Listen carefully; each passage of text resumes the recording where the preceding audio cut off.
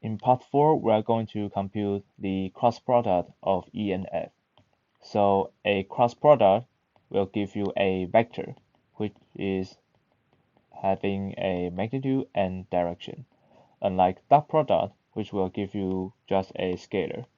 So the magnitude of the resulting vector will have a magnitude of the product of the magnitude of the E and F, and also the sign value between these two vectors, which is 105 over here. So we can plug in the numbers. E will have a magnitude 5, F is 3, and then times the sign value of the angle between them. We can do the calculation. 105, which is around 14. So we know that the magnitude of the vector over here will have 14 units. To determine the direction of this vector, we can use the so-called right-hand rule. To use right-hand rule, we need to take out our right hand and point the fingers along the direction of the first vector. We're going to do E cross F, so we point our fingers along the direction of E and curve it downward toward F. Now the thumb will be pointing in the direction of the H vector. So E cross F gives you a direction pointing inward the board.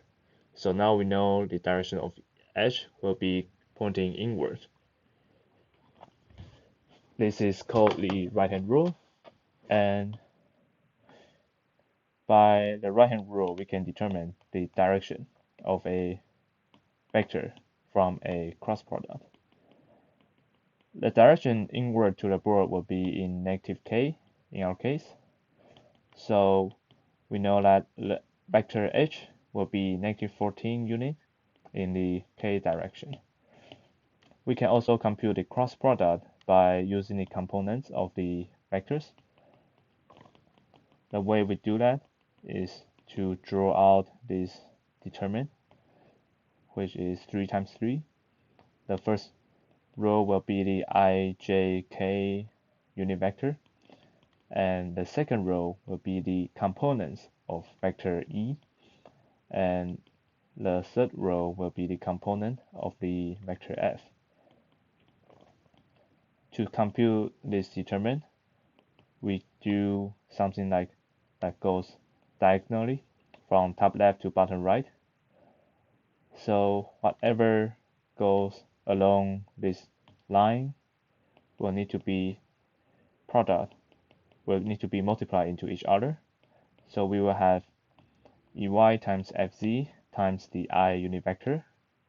We also need to do the same thing from top right to bottom left, and this will give us the product of I unit vector, EZ, and FY.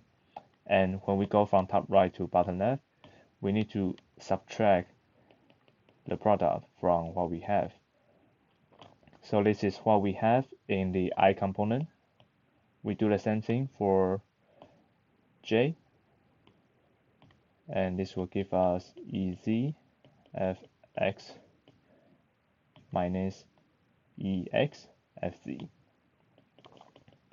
in the J direction. For the K direction, we will have EX Fy minus EY Fx. So this is how we get the cross product of two vectors by components. We can plug in the numbers. We already know the components of E and F by previous calculation. They are 2.5 and 4.3, 2.1 and negative 2.1. So we can plug in the numbers over here. The K component of E and F are both 0, so we can just write 0 over there. And this tells us that whatever term that has a 0 in there that has a EZ or FZ in there will be 0. So this term and this term is 0.